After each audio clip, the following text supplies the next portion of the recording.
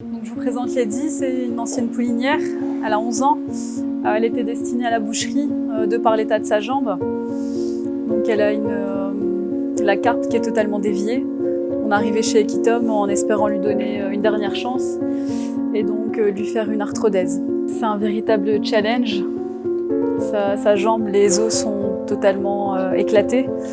Elle a traîné très longtemps comme ça, elle a fait que pouliner. Et elle est arrivée chez nous en espérant pouvoir la sauver.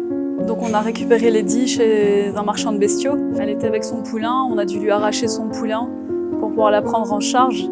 Elle était vraiment souffrante, on a dû l'hospitaliser. Donc ici chez Equitom, il y a 1 mois et demi, elle avait un état d'embonpoint de 2/9. Donc son état de santé était vraiment préoccupant. Elle est restée hospitalisée 2 semaines. On a tenté de la remettre sur pied et donc on revient aujourd'hui pour cette opération.